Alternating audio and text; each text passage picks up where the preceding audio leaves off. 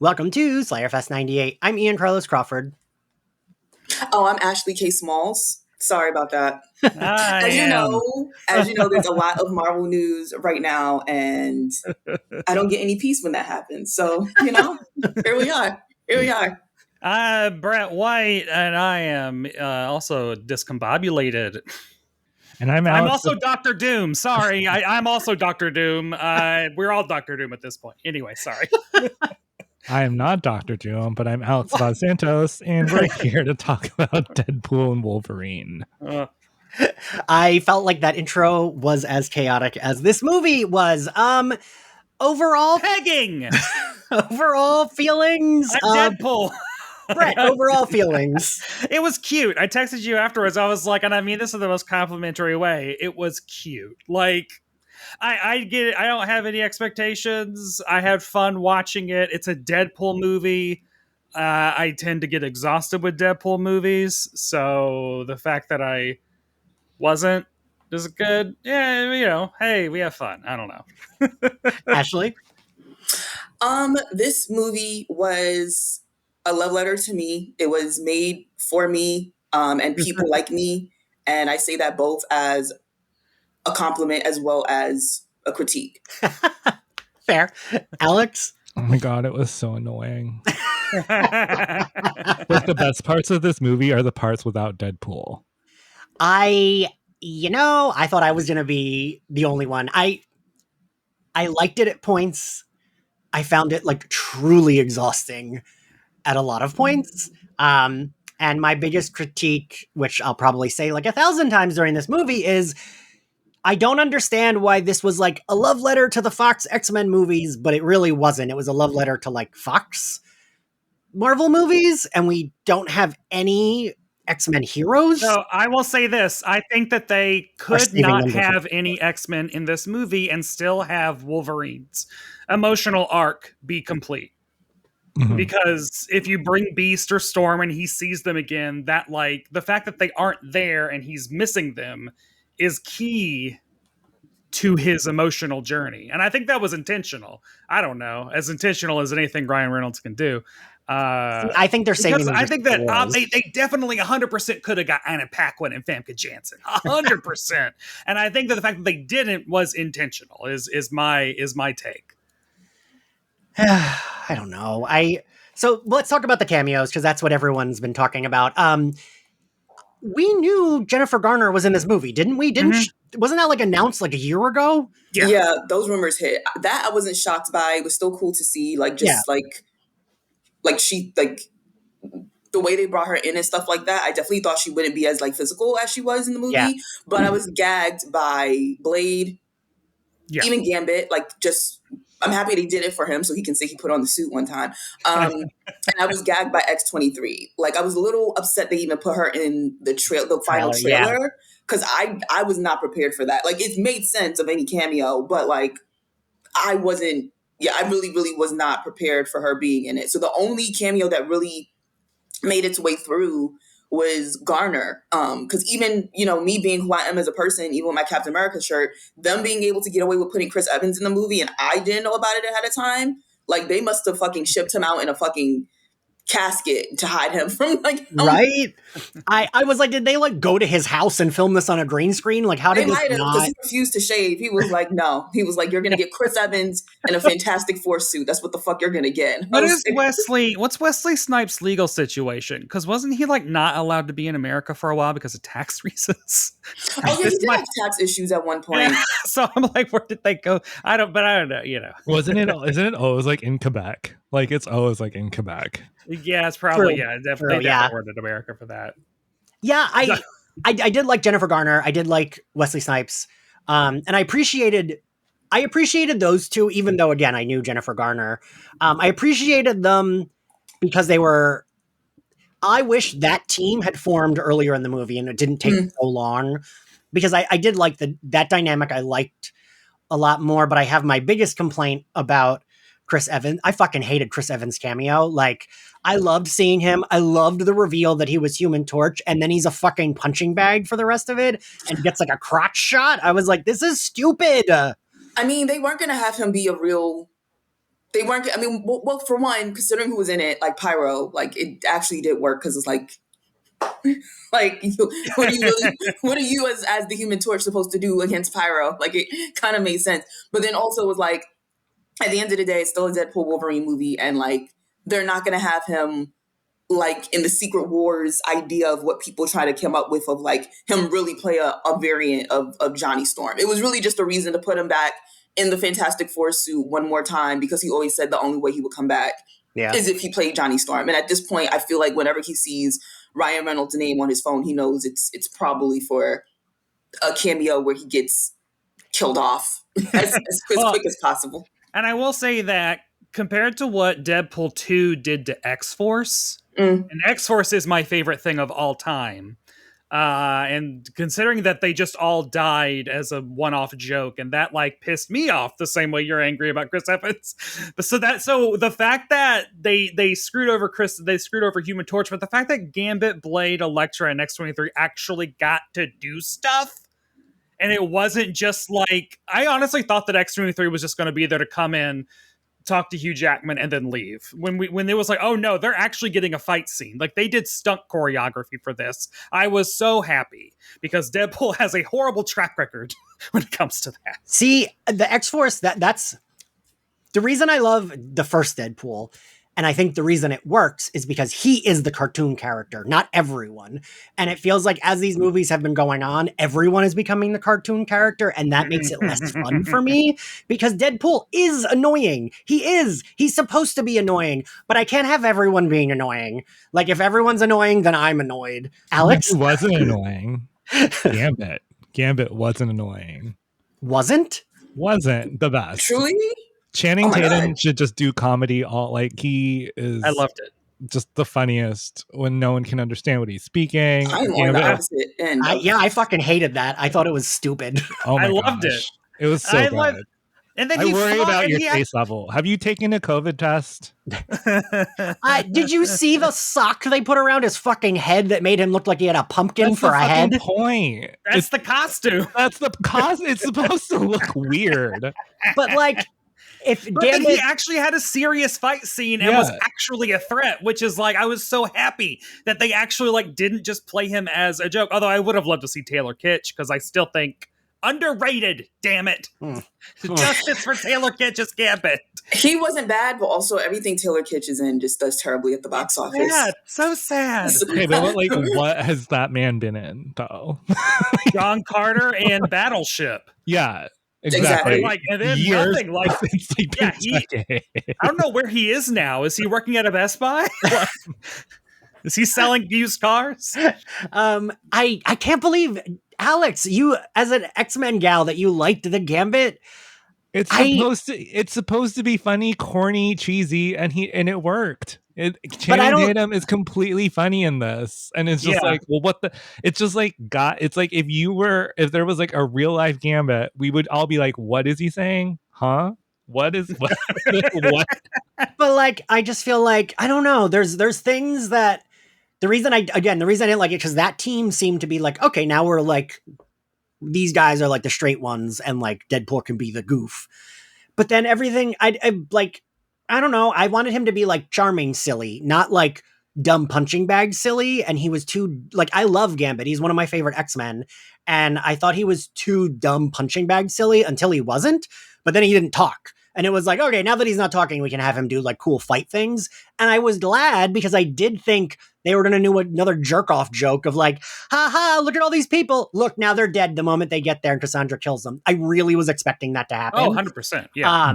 And like that, which is what they did with the X-Force. And to me, that I don't know that like there's a certain brand of comedy that thinks that's funny. And I'm like, then what the fuck was I doing here? Like, what was I doing with these characters? And I don't care.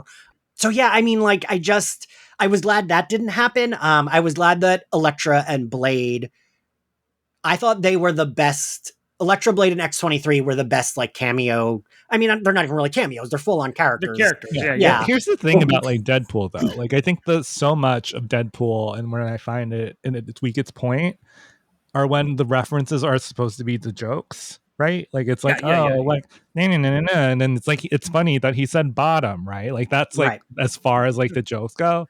if you take it to like the Channing Tatum level, and you're just like, okay, he's committing to this corny cheese. I respect that a whole lot more than just like all these like one-off. I'm snarky, and it's just like there's just like a funny joke there, and it's just like go with that gimmick.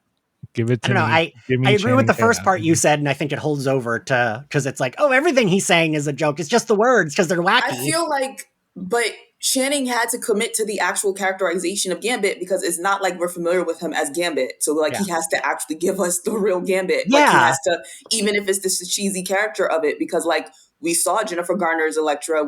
I mean, at this point, Wesley Snipes might be the only Blade we ever get. Yeah. So it's like he said there's only going to be one. I was saying yesterday, I was like, he might have cast a spell. Like, that was so good. He said, I think one Blade.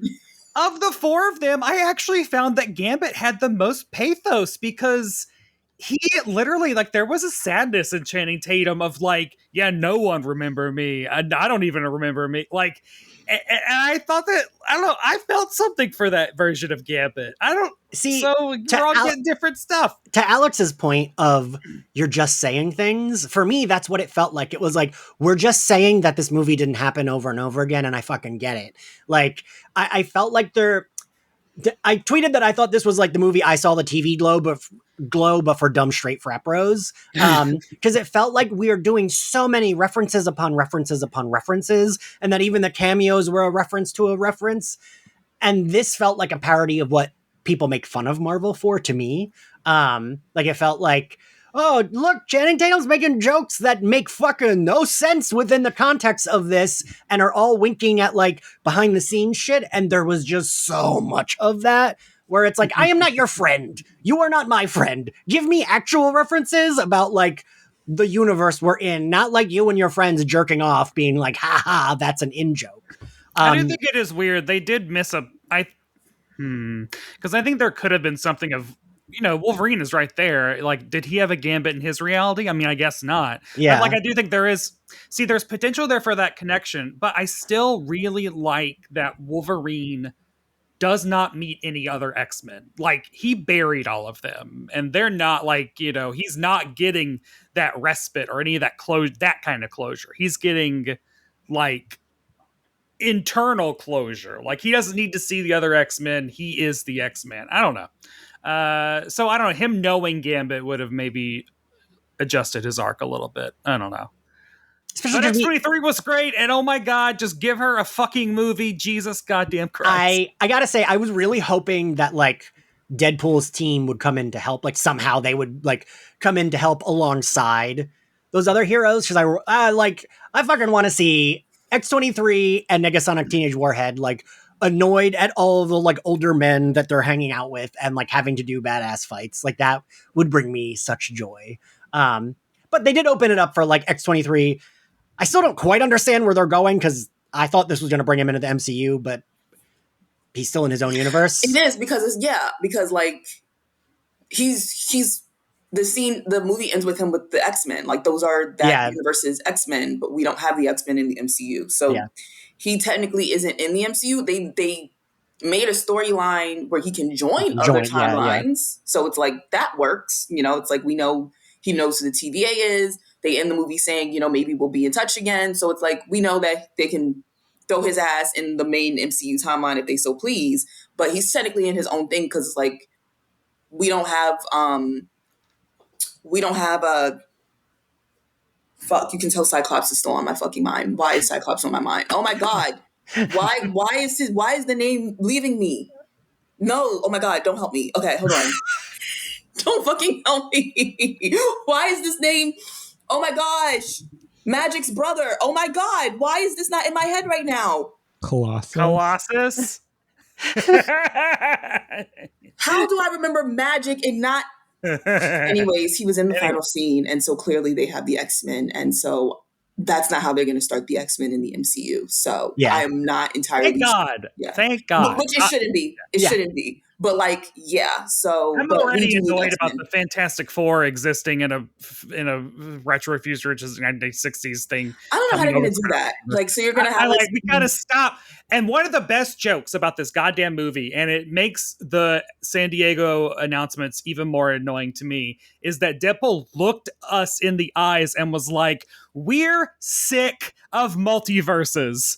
This is over. This is boring. The audiences really don't like it." And then it's like Tony Stark is Iron Man, or I don't fuck. Or they don't have an option. Well, no, that's a lie. They do have options, but they want to be able to both bring in new stories while holding on to the stories that casual audiences run to the theaters for. And the only way in which they can do that is to basically do multiverse and like, oh, look, we're going to take this random character from over here and now they're here. But look, in this universe, don't worry, you still have your precious Tony Stark. But now the guy who plays him is going to be Dr. Doom. And like they want to both hold on to what's made them $1 billion while being able to expand the story when it's very clear what they really need to do is it's a restart. Like you should have said goodbye in Endgame and been willing to restart the story, but they don't want to do that. Or just make good movies. You know, I feel like, I mean, this will end up being a whole discussion, but I might as well because we're going to talk about it anyway. Alex, I'm curious what you think about the Fantastic Four news. I do not care. Never cared about those people.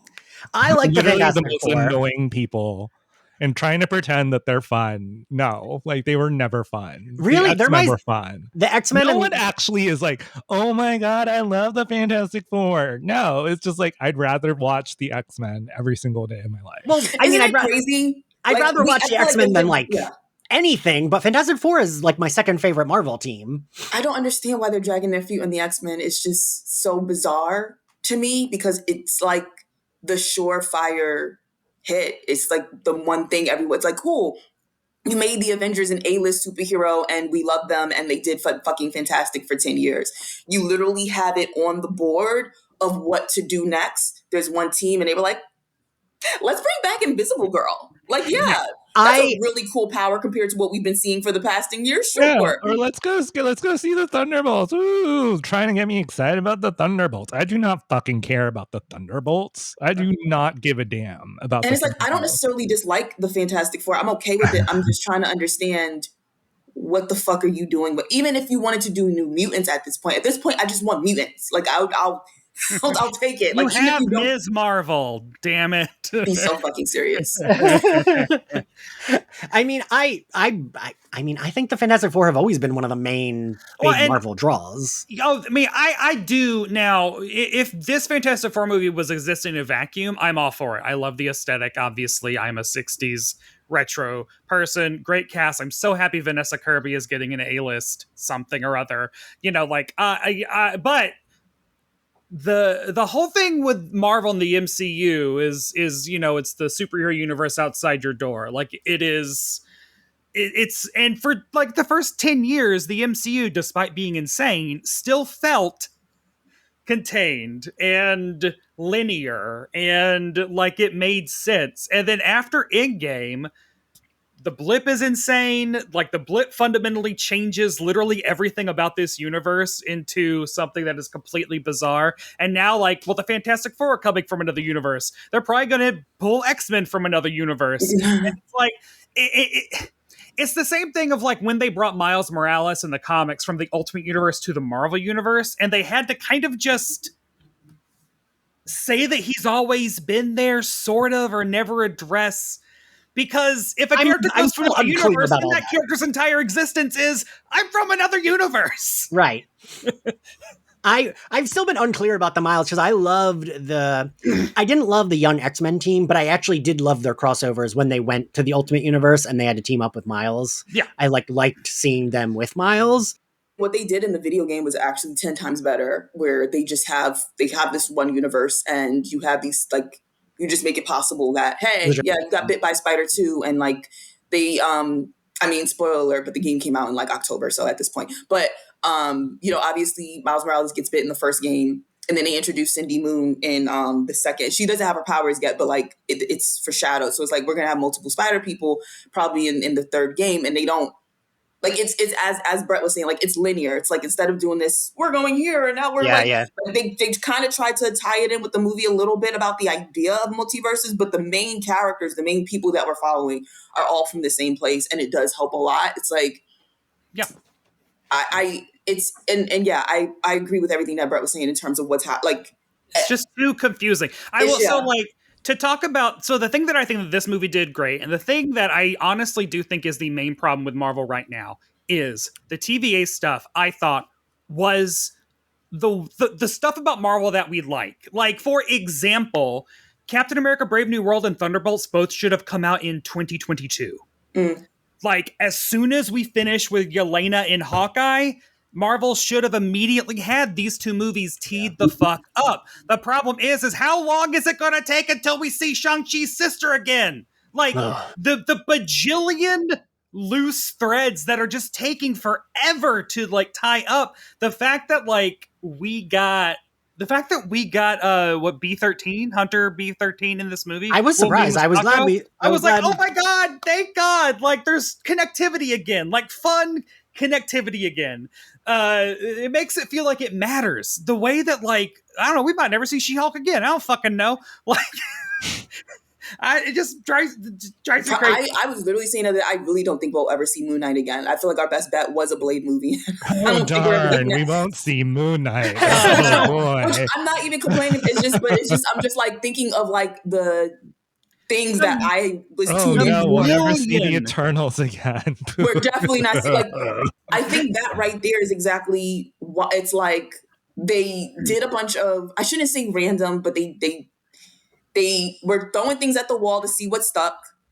And in the midst of like, it's just not a lot has stuck the past 3-4 years. It's like they aren't trying to make it stick. Like, you know, I use this example all the time, but like Falcon was introduced in Winter Soldier in 2015, was an Ant-Man and Age of Ultron in 2015, Winter Soldier 2014, that 2015, Civil War 2016, and then like Avengers Infinity War 2019. Like we got to watch him, we got to actually like see these characters progress in a like Black Widow was in a movie like every single year for a while, even though she never had her own.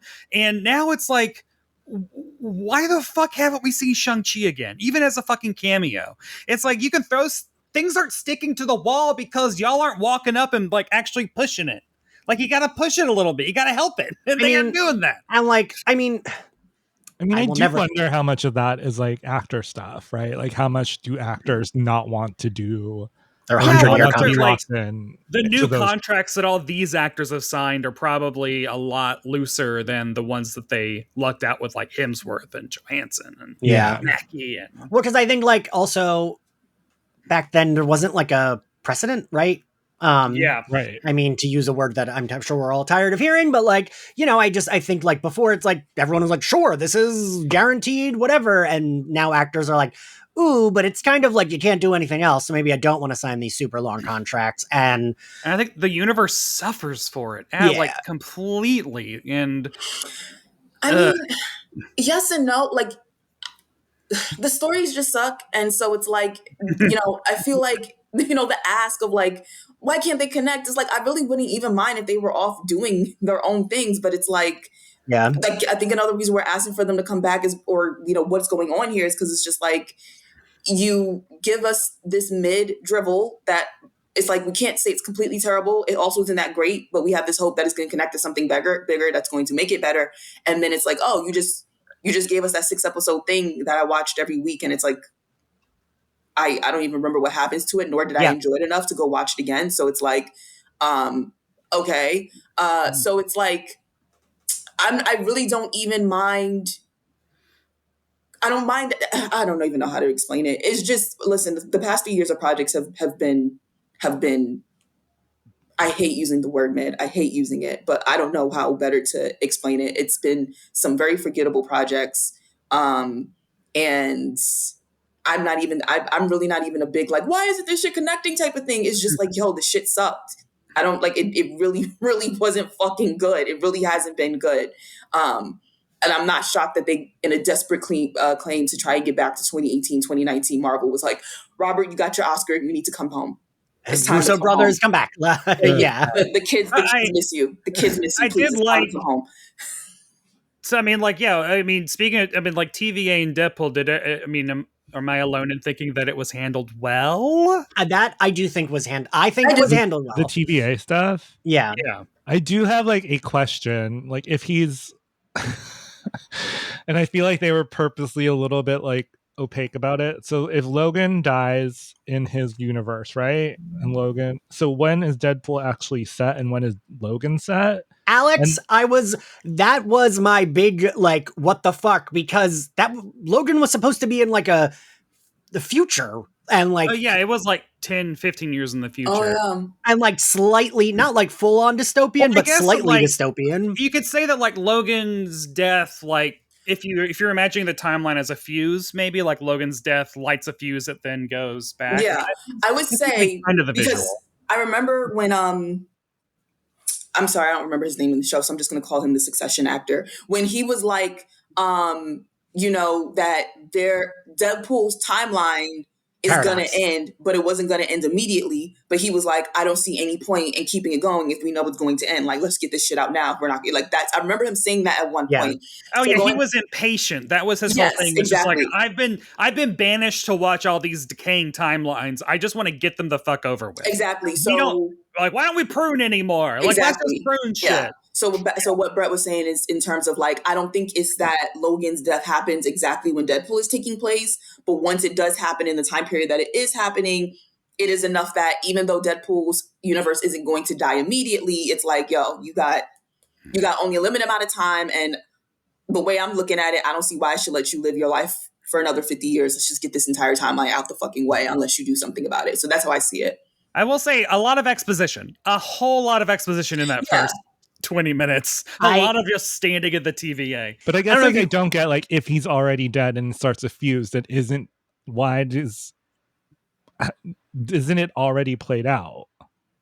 Hasn't it already played out? I think it's supposed to be this basically the idea that Logan really isn't supposed to be able to die. So it's like, or at least he's supposed to have way more time. And so I would like all of Deadpool's peers would be dead already, right? Possibly not Deadpool. Wait, what do you mean? Like everyone in the timeline would already be basically dead. Like everyone that Deadpool would be hanging out with would already be dead in that timeline, right? In Wolverine's original, in the 2017 the way he's saying Logan. He's giving it a lot of extra thought. It's just that well, I mean, if you're setting up the story like this, it doesn't really, and you're making it like the main crux. I think if you have like, they didn't want to make it like it's kind of they wanted.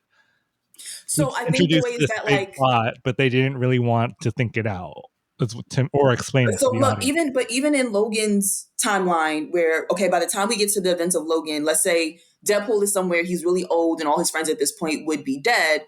But the timeline in which they're existing of old, everything else, like outside of Deadpool, the timeline in which they're existing is still about to go blip. And so the guy from Succession is like, even though I could let y'all live out your lives, since we now see, oh shit, this timeline is about to be blipped, I'm going to do it just now. I'm going to do it right now. That's the way that it would already have played out though. But that's Deadpool's story that would have played out, not the timeline. The timeline would still go blip in terms of other people that exist at the same time as Logan. You're thinking of Deadpool's story would have played out, which it would have, but the guy who's willing to, make the timeline go blip is like, I'm going to do it now anyways. Yeah, he's the whole point of the TVA is that they can see the future. Like they see how everything is going to play out. Looking at a goddamn chart. So wait, Alex, is your confusion that Logan takes place in the future, so Deadpool's friends would be dead? My whole thing is just like when, like the whole idea of just like pruning seems very messy when you have like, okay, if this whole thing played out and this thing starts dying, when does it start dying? Is it dying right when Logan dies, which means the whole entire everything would have already... Oh, no, they say that that's not what happens. They say it'll take 1,000 years for that timeline. No, but it's so when Logan dies, everything from when Logan dying dies. Like that's in 1,000 years. In 1,000 years, that's where the dying starts. No, in 1,000 years, that timeline will stop existing. So it's like, so it's almost like if that happens, it's like that infects the universe. So it's getting sick, but that virus that it's getting sick with doesn't kill it for 1,000 years. So no one's dead. It's like everyone's still fine, but the universe itself is like, and then in 1,000 years, it's like, and it's dead. And Succession guy doesn't want to wait 1,000 years because he's like, why don't we just fucking kill all these things, etc. Yeah. I mean, the thing that confused me was like, they reference it like off camera in between 2 and 3. Deadpool, like, you went back in time and brought Shatterstar back to life, and like the fact that because I was like, Shatterstar died, how is he there? And then they like offhandedly, Deadpool's like, oh yeah, I know you guys are probably mad about me going back in time, bringing some people back to life, and it's like, oh, okay, that happened off camera. Like, it is so wild the way they included, because I Deadpool 2, again, is like too cartoony, and like I didn't love that end of Deadpool 2. Like I thought that was dumb, him going back and like when he shoots himself. Deadpool, for me, should toe the line between almost too meta, it caves in on itself, and like fun, and this felt like no longer towing the line. This felt like it was collapsing in on itself with the meta jokes of like the actors, and like, so if Deadpool actually did all those like stupid things at the end of 2, like I don't even understand. That felt like it was like a Family Guy cutaway where it's like, that's a jokey thing that we're not referencing in a plot, but then like we do reference it in the plot. I mean, Alex, to your point of it felt like they just referenced things but didn't give them thought. For me, that was the entire movie felt like that, where it's like, yeah, we did a speed reading of all the movies and now we're gonna like sprinkle in some references, but they don't, because like everyone was a variant of everyone. So like I was even confused about X-23, where she was she from that exact universe where we saw Logan die? Is that the same Logan X-23? Right. Yeah, why would like they really didn't explain. It's the same, like Deadpool knows her. Like she's the same person in Deadpool's universe. She's from his timeline. But is she? I saw that as like the breaking the fourth wall sort of thing of him knowing what happened, what happens to Logan's, because like he travels to Logan's universe to unbury Logan and finds out, oh shit, you really are dead. So I sort of saw that as more of a Deadpool knows what's happening in our universe and it has his own universe type of thing. Wait, so Deadpool wasn't in the Logan universe? He was, because he the movie starts off with him. No, but I mean, like, that's where he's from, right? That he didn't like travel to that universe. That's the universe he exists in. I mean, I think that they've established like all the Fox X-Men movies all take place in the same timeline, even though it makes no fucking sense. There's I was screen capping Deadpool, the first 2 Deadpool movies yesterday, and there's like Deadpool specifically makes a joke, and I was like, see, this is a funny meta joke.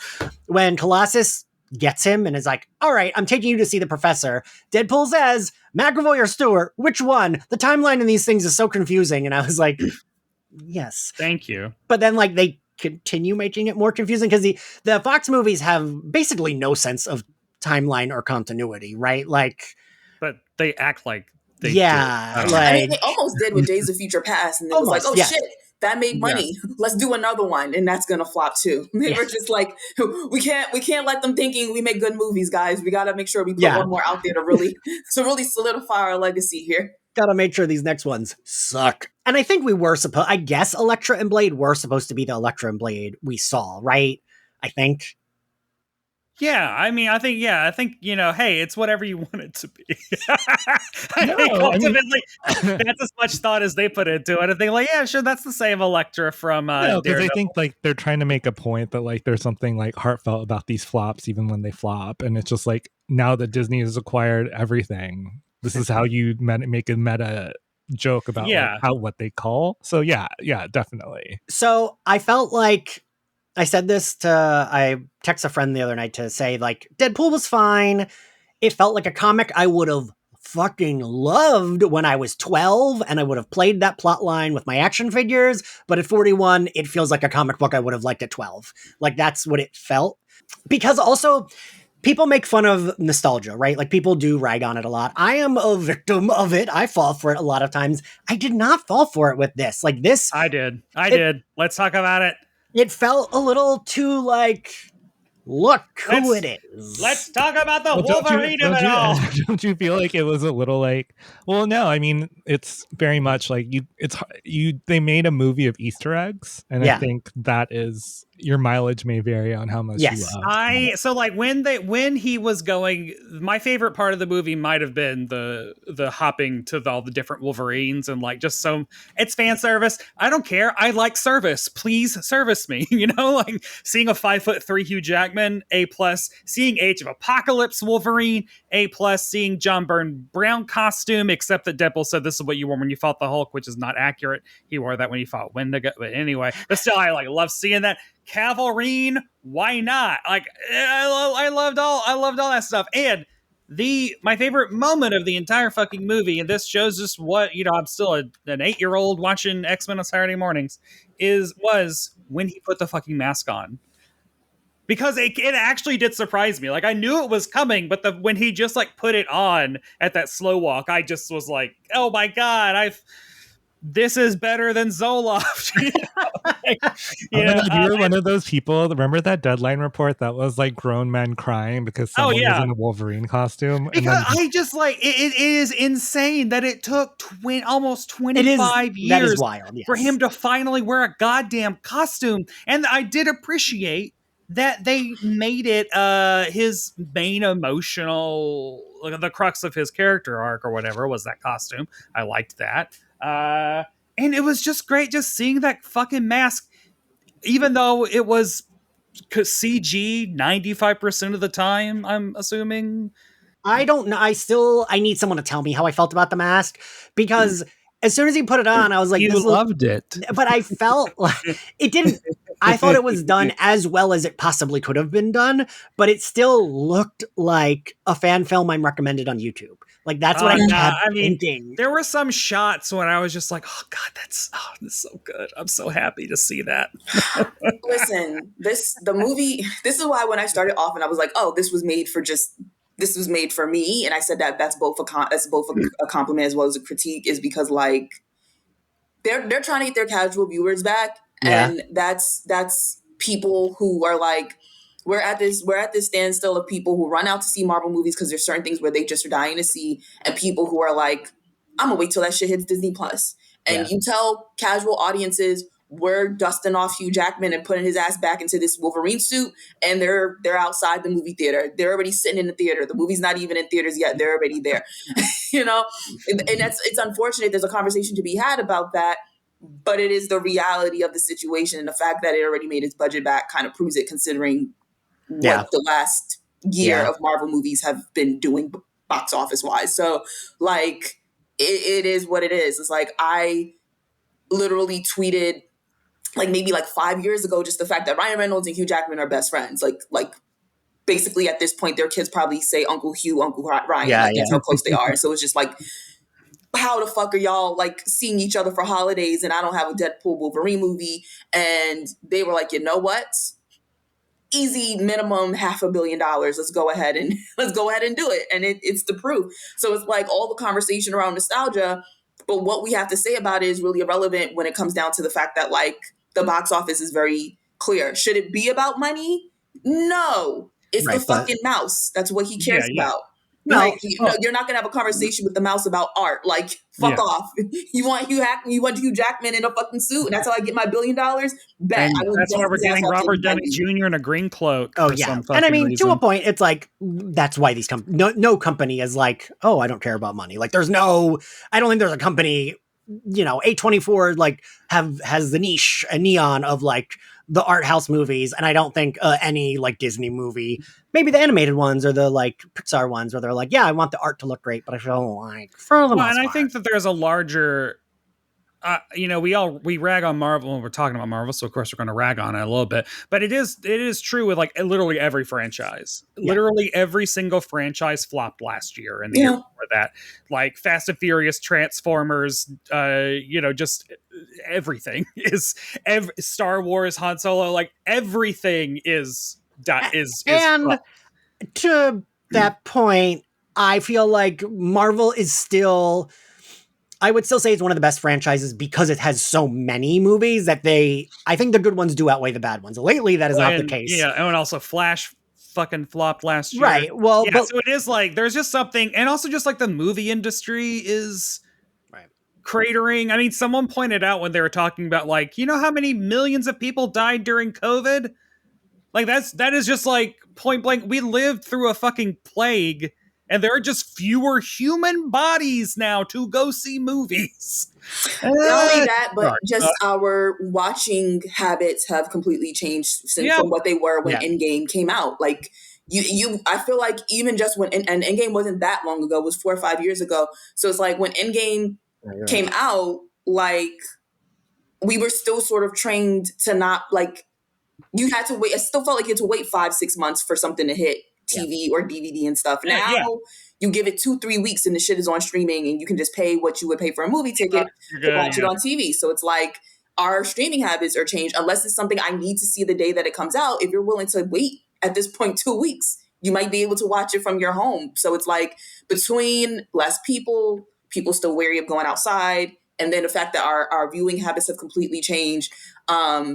For better or worse, and I know there are a good number of people who feel like it's probably more so the worst, unless movies feel like big events, like Hugh Jackman finally putting on the Wolverine costume, people aren't running to the theaters anymore, especially for superhero projects that have a budget of $250 million. So just make cheaper movies. That too, period. I'm trying to find the tweet. There was a tweet I saw, and I can't remember who it's from, that said this was like a really, and I liked this show, but it said it was like a really long episode of, it was Joel Kim Booster, that basically this movie is a long episode of Rick and Morty. And I love Rick and Morty. It is one of my like nighttime shows I put on as the background, but I don't like, I do think they do a lot of what Deadpool was doing here of like, look, here's an emotional beat. We're going to undercut it by having a dick joke or a fart joke. And you know, it works for Rick and Morty for me. It worked in Deadpool 1 and it has started to work less for me since Deadpool 1. But I guess, I don't know. And I feel like, I don't know. I'm always torn with the like, well, because it's like a superhero franchise. No one's like a franchise. I feel like Ty West is maybe the only person that has done a franchise that is like more indie movies franchise than like, and even Maxine. I read, I don't know if any of you all saw this. I saw that like the original plot of this movie was the TVA is sending Deadpool and Wolverine through the different X-Men movies. And like, it's in the game. At some point, they encounter like Scarlet Witch because she's Magneto's daughter, and like they bring a different universe Scarlet Witch into the like 616. Honestly, I probably would have preferred that. I don't know. For me, I get what you're saying, Brett, about it's like Wolverine's removed from the X-Men, but Wolverine and Deadpool are X-Men characters, not like they just are, right? Like they are X-Men. Deadpool debuted in X-Force. For me, it felt like not weirdly less of an X-Men movie than the other two Deadpool movies to me. Because I'm okay with like a franchise. I don't know. I loved all the other Marvel, like, right. Like previously, like Guardians of the Galaxy 3, that was still a fucking fantastic movie. My favorite of the trilogy, honestly. And it hit every emotional beat. I don't know, but so the Wolverine and Deadpool of it all. Alex, I need to know what you think because I feel like I know what you think about their dynamic. Fine. It's fine. I don't know. Like, I think the thing is, and I think what we're not saying is that Deadpool's supposed to be kind of subversive and sarcastic. And it's like, how can you do that? And how many like jokes can you really make when you're owned by Disney? Like at that point, and it's just like it kind of feels like all these jokes are like you're never gonna get like I don't know, like it's he's still a company man, right? And it's just like, okay, well, how like it's stop trying to sell me that this is some kind of like subversive, kind of sarcastic, sardonic like character. When it's just like it's owned by Disney, making you go see more Disney things. And it's just like, okay, like there was some kind of illusion of it when he was at Fox, right? But I think now that it's like how can you really when you're the culture, like you can't be the counterculture. Yeah, that makes.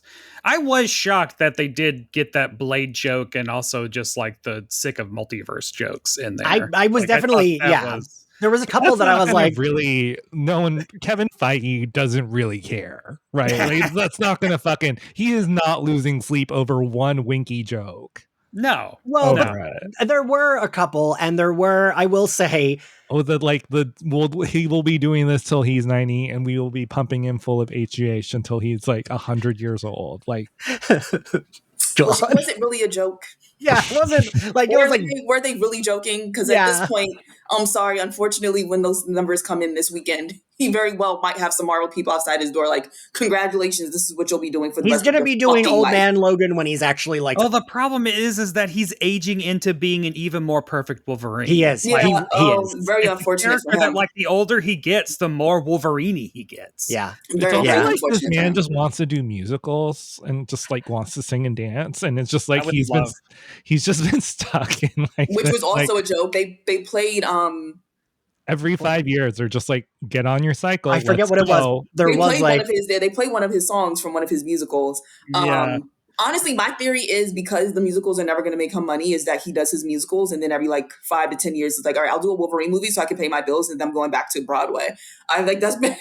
I will say, nice. I think he likes doing Wolverine than a lot of other superheroes like doing actors like doing absolutely. Their characters. But like also, I mean, yeah. He as much as people like to do the whole thing with, honestly, and that's become a running joke for all of them. Like, oh yeah, now Robert Downey Jr. isn't in it anymore. He can do real movies and he can do blah, blah, blah, blah, blah. And it's like, y'all keep convincing yourselves that these people are miserable.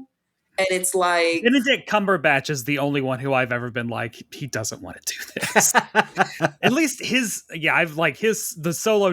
What the fuck? Balloons. Okay, do you see? Okay, I thought that was me. I was like, I thought I pressed something. Oh my God. God. Balloon just popped up on Alex's screen for anyone not watching and listening. Yeah, but I mean... But like, I think that he does... Like, it was really cool seeing him as Wolverine again. It was. And like, a lot of the moments... One thing, so that I still, though, felt like for a movie called Deadpool and Wolverine, there wasn't really a lot of Deadpool and Wolverine. Like, I don't know. It didn't feel like Winter Soldier felt like a Captain America Black Widow like movie. And this, I don't know. I feel like it was because Winter Soldier had a very clear mission. Right? Plot. Especially, and I would say with this movie, it's like there's technically a plot, but it don't really feel like there's a plot. And so because of that, it's like it gets lost. You just kind of get more in a moment of like, all right, cool. I got my favorite Wolverine, and I got Deadpool on screen. I guess, you know, a lot of this. Exactly. It was like, all right, we'll see what happens next. By the time we got to Cassandra Nova coming back and like doing whatever with the whatever, I was like, I have no idea what we're doing. Like, I turned to my friend Vanessa that I saw it with and was like, I don't know why she's doing this. And my friend was like, I don't know either. Because like, I don't even need to try to explain it because it doesn't fucking matter. And that was when I was like, all right, I am getting really annoyed because it was like you said, Ashley, there was kind of a plot. It was like, oh, we can't let that universe to die, get pruned or whatever. But then, like, there was a whole lot of, like, 500 mini-plots in between that we lost the plot so quickly. And, like, Cassandra Nova, I didn't even understand, like, but I did think Emma Corrin was really great because I will, like, give that, the, like, casting of them as Emma Corrin, as Cassandra Nova was really good. Yeah. I liked her character. I liked Cassandra even being, I didn't think they would say she was his twin that he killed. I thought they were going to be like, she's an alternate Professor X or something. I appreciated that they gave her the comic origin, which like feels more insane when someone is saying it out loud in a movie. Like in the comics, it's like, yeah, that's what happened. They went to his mind. They saw that he tried to kill his twin. Sure. But saying it out loud, having a person seriously, I'm like, oh, that is wild. So it's a fantastic panel of like these babies trying to kill each other. I mean, it is this mean looking ass baby. I think like a Frank Quietly baby. Yeah, the big head. It was like even with Emma's her Nova, like, I didn't understand exactly what is it that you want. Yeah. Like, we got, like, for example, when they first meet her and she's like, we've never gotten a Logan down here. And you would think it would be some sort of like, I'm going to send you to this universe so you can do this. Because I want you to, you know, trick my brother or something. There was no real, like, okay. We later find out damn near at the end of the movie that the TVA have made an agreement with her. You get the void and just don't. But that's what I'm saying. It's like, why is that? I didn't know what, because she was like, they went back on their word, and I'm like, what did they promise? So I'm just I don't understand here. Like, why exactly would they make that agreement with you? Did you originally want to take over the world? And it was like, what if we gave you your own world? You know, and what are you doing exactly in this world that has you so giddy in the first place? It's like, you know, like, there's nothing here to really have power over. Is it just being surrounded? Like, there's not, like, you know, it's like, you understand when the bad guy wants money, when the bad guy wants to be the ruler of everything, when the bad guy wants, you know, for revenge or problems, like, he wants to get resources, whatever the fuck. I didn't understand the motive. She wanted to destroy everything, but then where are you going to be? Like, you know, the void, maybe? I don't, you know, it's very, it's also like 4 lines about like how she gets to be like the architect of the void would probably make sense, right? Like, it's like, oh, you got to be the puppet master in this world that you wouldn't normally get to be. Yeah. So I don't know. It's like, if we're going to be very honest here, this storyline, I don't want to use the word forgettable, but like, it didn't matter. The plot, use that word. I mean, we all forgot it, basically. I mean, disposable. The plot was Deadpool and Wolverine. The plot was, you get to see these two characters that you really like for 2 hours. That was the plot. So what do we think about all of the Deadpool variants? What do we think about Nice Pool and Dog Pool? So I loved Dog Pool. I love a little dog. I love a little like gremlin dog. You know, I grew up with a pug. I love that. It works more in a cartoon than it works in real life. Of like, I don't know, he straight up murdered Nice Pool, and like, I knew that was happening. Like, I thought he was just gonna like stab him the moment he saw him in the void, and it was his dog. But like, I don't fucking know. Like, it felt.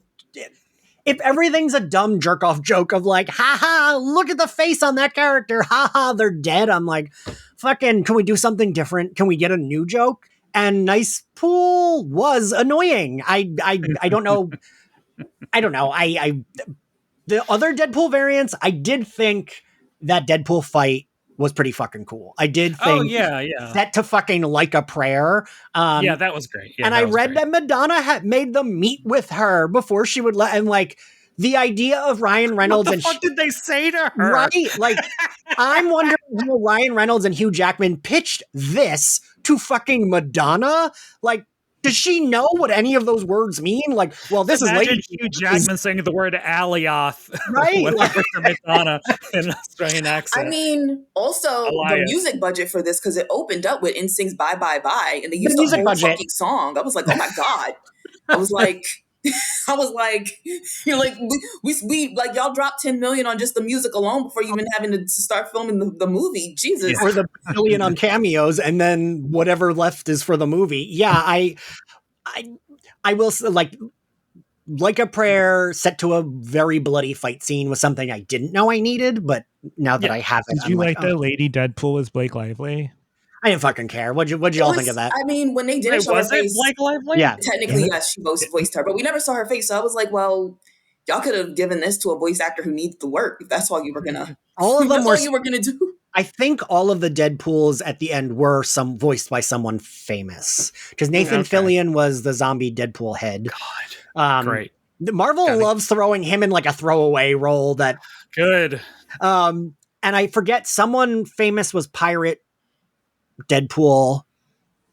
I looked this up so I could remember it. Now I don't remember it. But yeah, I think all of them were voiced. And I kind of feel the same way you do, Ashley, where it's like, if it's like 5 lines and it's not the most recognizable voice ever, I don't fucking care. I don't know. Yeah, I mean, if you're going to do the cameo thing, then at least, just pull up what you did with Elektra, Blade, and Gambit all over again. If you're gonna do it, if not, then just give some, like, Blake Lively doesn't need that role. She's gonna enjoy all the money that Ryan Reynolds makes from the movie. So like, Give that to somebody who was out of work.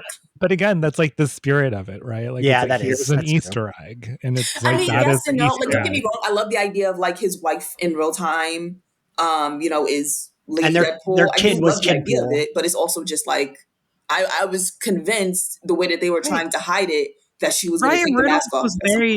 He was married to Scarlett Johansson for a while, wasn't he? Yeah. No. Man. Yeah. There's opportunities there.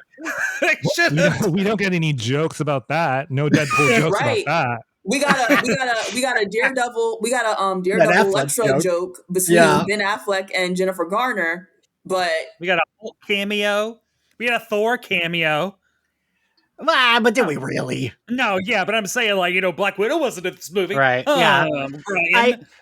So the Wolverine and Deadpool of it all, I really liked their dynamic. I know some people feel like it comes off like two like straight guys joking about gay jokes, which I don't think it does, because I think Deadpool genuinely wants to fuck Wolverine. Yeah. Like I don't think it's like, I think it's like jokey, but I don't think Deadpool says that it ain't his first time pegging, but it is Disney's. I believe him. Yes. Yeah. Right. Like, I mean, I don't know. He really came across as pansexual to me. Like, it was like, it's a funny line, because you have the fanboys who avoid everything queer culture. Yeah. And so it's like they dismiss it as Deadpool being Deadpool. But I'm like, are you really convinced Deadpool wouldn't fuck a guy? Can we be so serious? Right. Like, there were guys, the TVA are dressed as cops, and they're at his door on his birthday. He was like, strippers. Yeah. Let's go. Like, I don't know. I think he delivers on that in the way that Deadpool would. Like, we know he's not going to be romantic about it, but he's down to fuck. Like, and that is like true to the comics, right? Like, for me, like what you just said, Ashley, is like, that's Deadpool, where it's like he doesn't want the romance, but yeah, he's down to fuck. Like, he's not trying to be like cute about it. He just like, yeah, let's fuck or whatever. Yeah, I don't think that Deadpool is supposed to be some kind of dissertation about pansexuality. Deadpool's just a slut and horny. Yeah, what the fuck? But also, is he though? Because it's just like there is nothing horny or slutty about him other than in just the entire insane. MCU. The entire MCU, there's nothing horny except for Eternals, baby. Ooh, yeah. Give us a sex scene in the most boring fucking movie that they made. That's so insane. And in the sand, ew, gross. That's so insane. Then they were robots. But like, I don't know. I saw a lot of people being like saying it was homophobic, and I really don't think so. Well, I think like the marketing heading into it was like the whole joke is that these guys are gay for each other, right? But there's also nothing. There's a lot beyond, of like hand-holdy, like like, and it's just like there's nothing beyond that joke, beyond like, oh, like make it funnier than these two guys are gay for each other. See, I took it as like, I don't know, because I feel like I know so many straight guys that are like that, but also like are like, the joke is not the joke. It's like, I'm being jokey about this, but if you want to suck my dick, like, I just feel like, and so for me, that's how it comes off. I don't think that was the Disney marketing, Ian. But I think that's like, I don't know. For me, like, that's always Deadpool's marketing, is like, he's always like, well, I think there is something funny, just like if you were making Alien versus Predator and all the marketing was like a rom-com, like, that is a funny joke. Not because it's two people of the same gender, right. But because it's an action movie and you're marketing it as a romance. Like, that is where humor can be found. Yeah. But but who's the top and who's the bottom? Alien or Predator? Oh, Alien's the bottom. Okay. Oh, I was gonna say Alien would be the top. I don't know what you would even top for an Alien. There's too many Predator's wearing too many clothes to be a bottom. Anyway, and the car fight scene, and the big Deadpool were my favorites. And the car fight scene felt like it was their sex scene. Like, I felt like this was like doubling as like them fucking. But also it was like, the thing I liked about the car fight scene was that it was so different than a fight scene, because it was in a fucking tiny car. Yeah, and honestly, the way that they fight with each other is very penetrative. Yes. Oh, because it's all claws. I remember remarking of like watching it, being like, God, they're just like constantly sticking their claws and knives in each other. Yeah, like that's like the default. The default form of fighting in this movie is stabs. Well, I mean, of course it is, but it was a lot. Do we think, I have a question. Do we think Blade didn't have a sword because they didn't want anyone else but Deadpool to have a sword? Because no one used a sword. And I was surprised that Blade, and there was another character that I was like, why didn't they? Right? I'm sorry they didn't. I'm sorry, this is just a random ass thought. I'm so shocked they didn't do a Wolverine 1 joke when the very first time we ever got Hugh Jackman and Ryan Reynolds together. That and is the only true. reason why that reminded me of that is because when you brought up the sword, there's like a really cool shot of Ryan Reynolds where he splits the bullet in half, which we really didn't get scenes like that of Deadpool. Like, I feel like they gave us that in the first movie and they made a joke of it because he still gets shot like a million times. Yeah, we didn't really get that this movie. Random thought, sorry. That was Ashley just thinking of Hugh Jackman and Ryan Reynolds, because that's what I do. Stabby. Did the fight scenes work for all of y'all? They got repetitive a bit. They did. Yeah. Like in terms of choreography, until maybe the big Deadpool scene, it was very and I think that's quite literally why I thought about the first Wolverine movies, because I was just like, yo, he's supposed to be able to do more. Yeah. Like, we should have been able to, and we really didn't. And we didn't really get that. It was like the breath of a buddy cop, but they're not buddy cops. They actually hate each other. Like it was, it was like they can't kill each other. They want to kill each other, so they're gonna kill everybody. It's just it got very repetitive. It got So there's a joke in Rick and Morty that I was waiting for someone to make, where like Rick and the president have like an ongoing like frenemy relationship, and like one of the last episodes with him fighting the president, his granddaughter Summer walks in like sipping a drink and goes, "Are you two gonna fucking get over with or what?" And he gets like so mad at her, and I kept waiting for someone to like make that joke about Wolverine and Deadpool. They did. There was it at the bar? Does at someone the very say beginning, that? Like, are y'all gonna fight or fuck? Like the someone does say that, but I think. But it was right when they first met. But I don't know. Alex, what do you think of the fighting? It was fine. Yeah. It was fine. Like, I mean, the choreography is like really fun the first couple of times. I even thought like the Deadpool, like even the Deadpool scene when they're all fighting is kind of flat. Like I wasn't really too better than a Marvel movie though, but nothing. I wasn't gonna write home about it. Fair. I feel like the last great fight scene we got from a Marvel movie was the Guardians fight to No Sleep Till Brooklyn. Oh yeah. Which is what I feel like the Deadpool fight scene should have given us more of. And it didn't. Like, it was one of the better of that movie. But like now thinking of like team up fight against a bunch of people and how fucking epic that was compared to what we saw in Deadpool, it was like, maybe actually this should have been a little bit more fun than it was. Yeah, I can understand that. Honestly, although I will justice for the Marvels, I do like that fight scene when they're fighting. Yes, this is true. This is whatever true. Character I can't remember. It was a good team up fight. Unfortunately, I won't even go into that. It was a really good team up fight. It was. Yeah. But yeah, no, I mean, I do agree, Alex, that they were kind of flat. Like I was surprised I liked the Deadpool fight, but it was still like, it was the music of it all and how bloody it was. Like, yeah, it was that shit works for me. Yeah, I guess, I don't know. I was going to try to like discuss the third act more, or maybe whatever, but I don't know. I feel like I think we've covered it. Yeah. Because I mean, I thought this was going to be way longer. Okay, no, my biggest fucking complaint, the goddamn, like when they're like, Wolverine's going to sacrifice himself, and then Deadpool does the switcheroo and goes, and then is holding the thing or whatever. The fact that the movie forgot that Wolverine has fucking claws when he was breaking down the door. Oh yeah, to get into join him claws and that should holding break the thing, that, and I'm like, you have fucking adamantium. Just I usually don't think about that kind of shit in these movies. What was the door made out of? They didn't establish that it was adamantium. There was a subway door, and he's over there like, no, Deadpool, and it's like, you have claws. Why did I think they were someplace contained? You could tell that I was really tapped out at this point. Like, I didn't even pay attention that they were in the subway, and I don't think, yeah, you're right.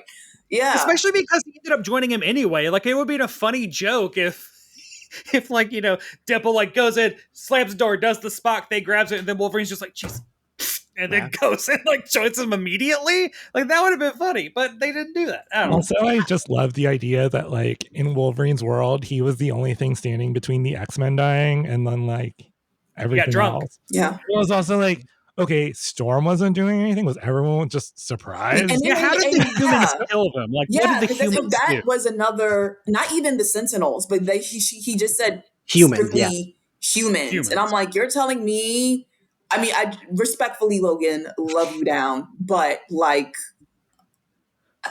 like they have a woman there who can just create a random ass tornado. I don't know if they need the guy with claws to take on the humans. So they did need to explain that a little bit. I mean, shit, Cyclops can take them all by himself, quite frankly. Like, we saw that. Like, Jean Grey can tell them to all go to sleep, like, I was going to say, like, one of those characters, like, but you have Storm, Jean, and Professor X, who arguably, like, with the three of them together, I can't imagine any single fucking human getting through and, like, killing them. But it's also like the idea that like Wolverine was like the thing. Like he's like this little man with claws. When they first introduced him, I was convinced Wolverine stole them out.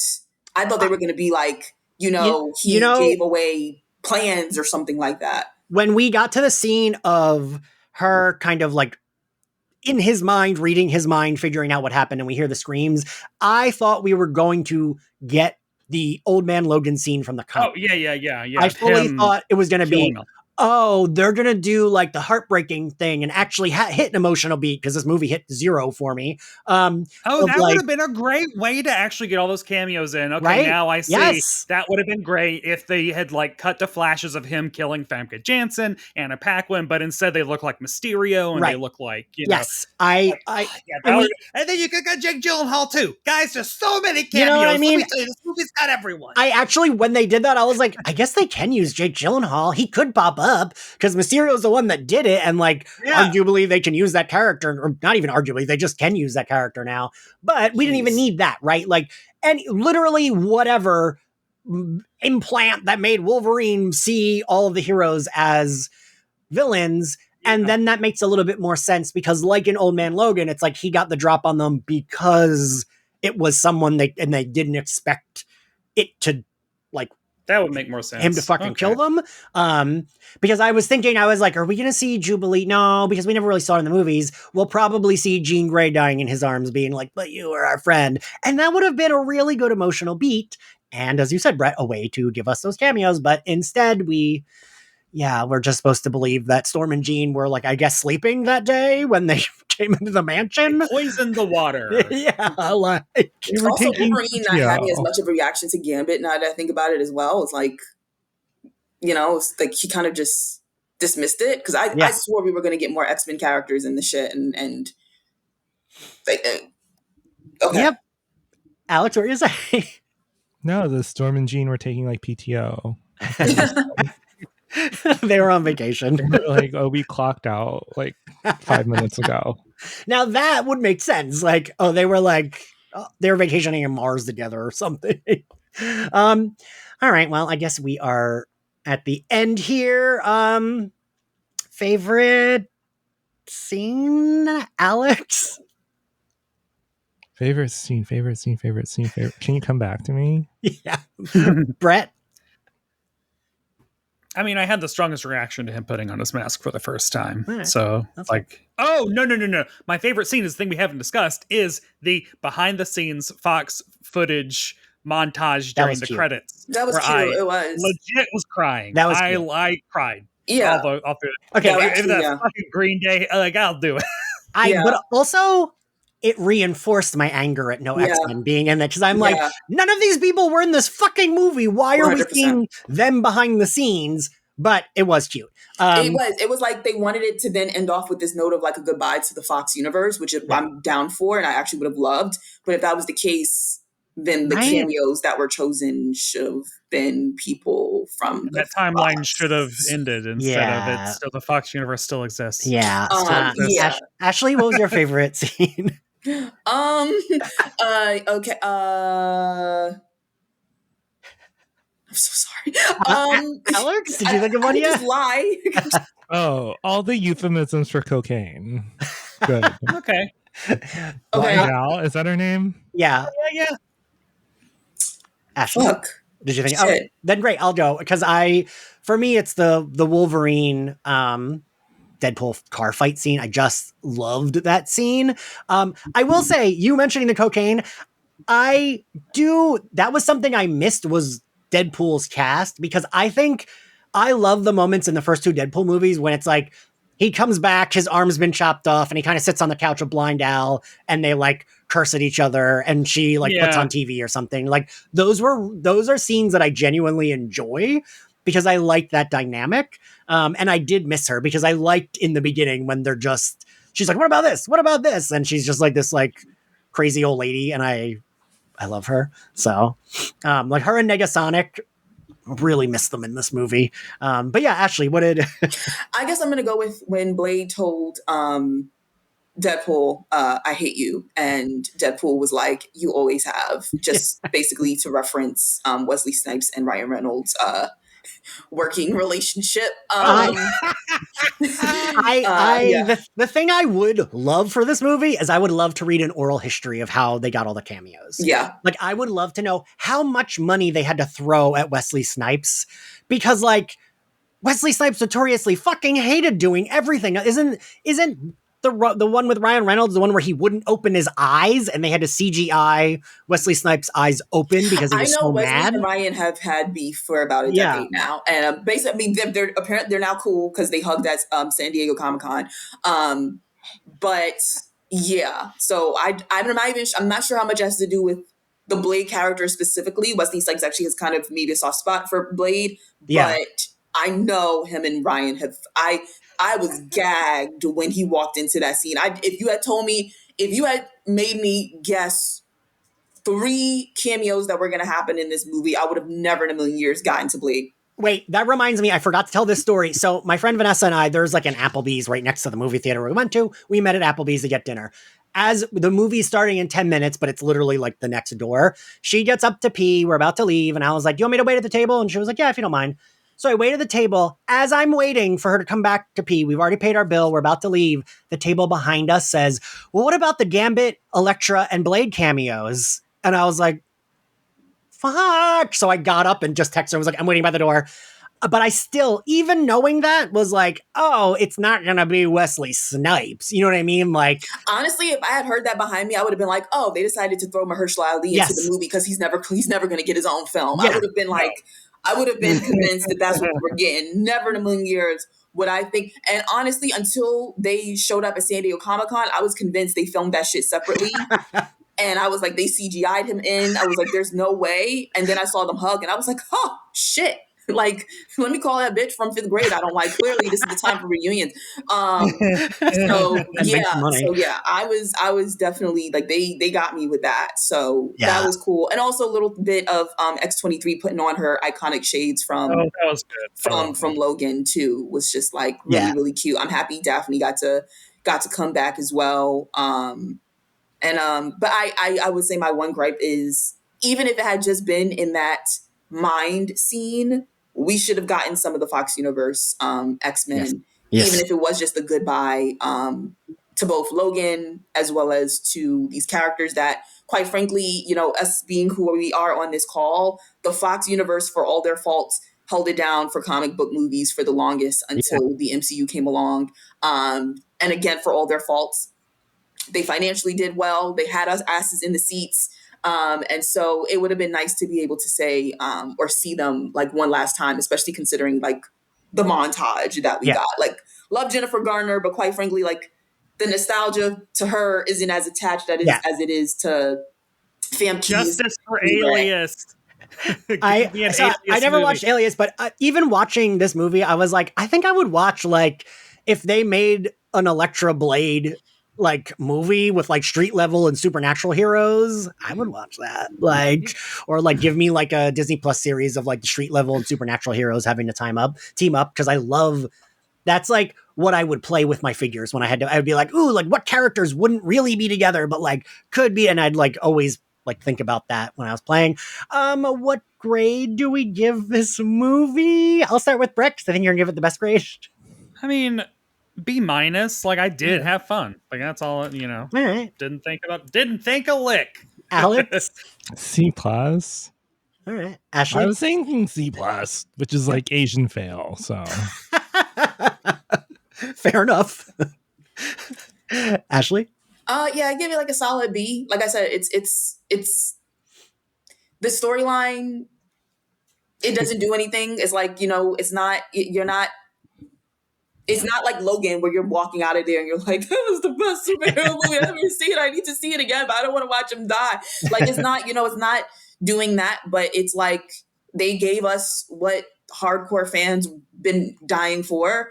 They gave us what a casual fan would want to see. I don't feel it didn't do for me like what No Way Home did, where it's like, fuck, I got Tobey Maguire and Andrew Garfield back, but also the story was like fucking insane and while I'm sobbing. Really well.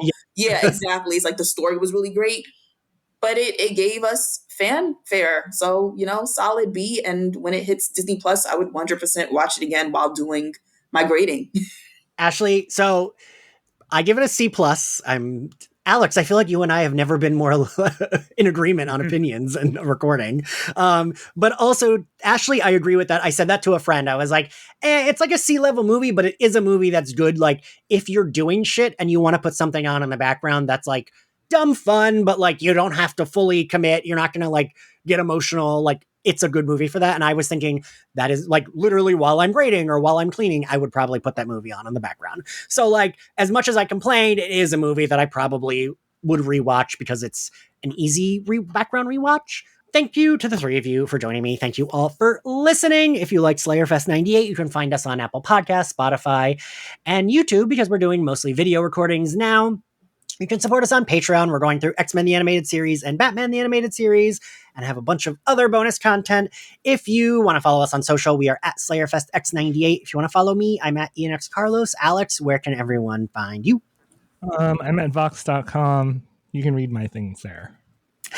And Ashley, where can everyone find you? Ashley K. Smalls everywhere. And Brett, where can everyone find you?